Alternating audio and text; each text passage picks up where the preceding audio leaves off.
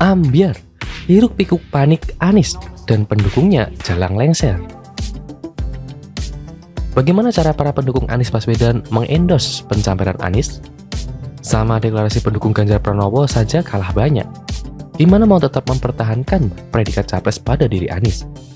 Satu cara yang nampaknya mereka ambil adalah playing victim, belaga jadi korban. Ini terlihat ketika media massa mulai memberitakan mekanisme pemberitaan Gubernur Anies. Kata pemberhentian itu memang berasal dari undang-undang ya. Kebetulan saja kata itu ditulis di Undang-Undang Nomor 23 Tahun 2014 tentang pemerintahan daerah.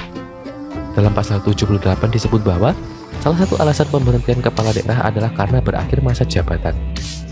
Kemudian pihak Kemendagri mengeluarkan surat edaran soal usulan pemberhentian kepala daerah dan wakilnya yang masa jabatannya berakhir pada tahun 2022.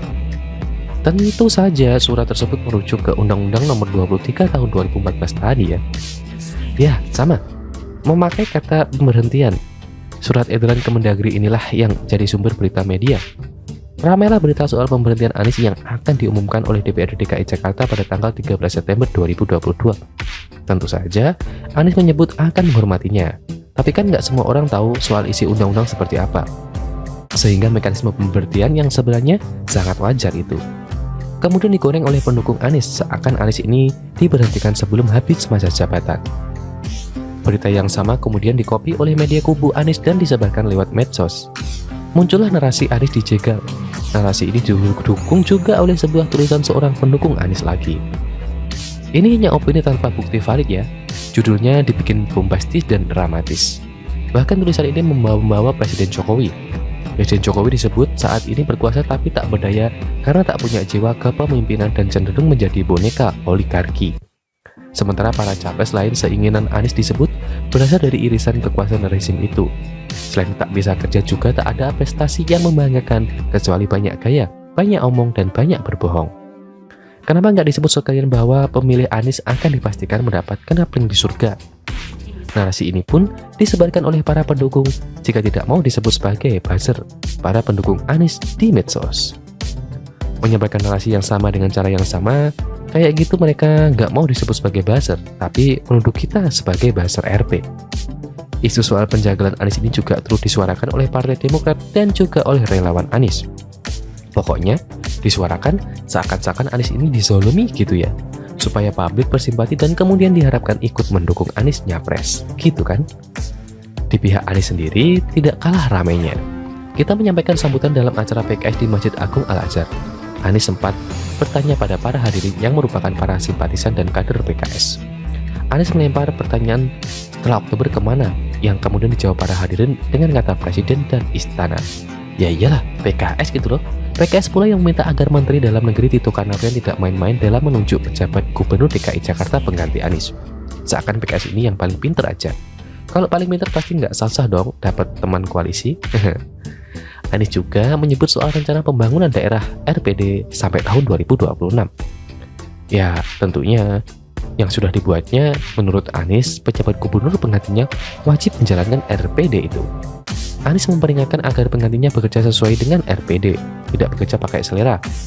Bilang aja, takut kalau nanti penggantinya lebih meneruskan program buat rakyat seperti penanganan banjir, dan bahkan bisa lebih baik daripada Anies. Rencana pembangunan di daerah itu kan merupakan turunan dari rencana pembangunan nasional, dengan sesuaikan kondisi daerah masing-masing. Gitu kan? RPJMD atau rencana pembangunan jangka menengah daerah saja pernah diubah oleh Anies. Artinya, perubahan itu bukanlah sesuatu yang mustahil kan? Apalagi kalau mengubah menjadi lebih baik. Apalagi kalau perubahan itu disetujui Kemendagri hingga Presiden RI.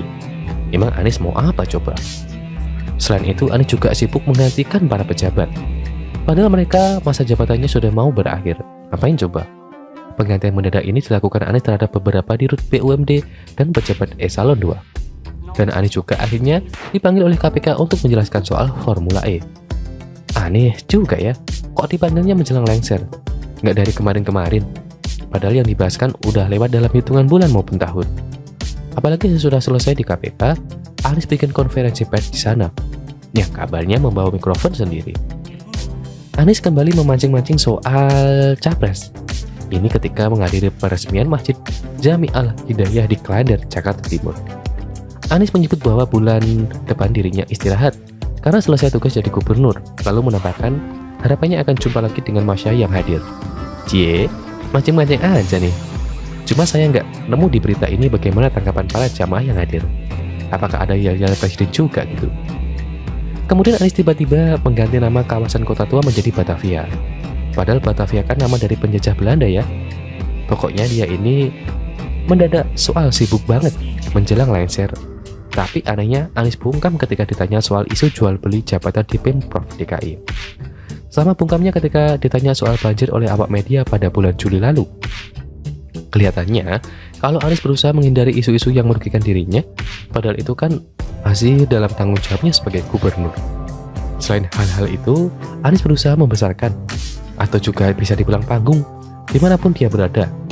Kenapa nggak bekerja dengan maksimal ketika masih banyak waktu? Pas udah mepet aja ribut sendirian. Saya yakin hiruk pikuk ini akan makin menjadi-jadi menjelang hari H di bulan Oktober nanti. Kita lihat aja perkembangannya ya. Selalu dari kura-kura.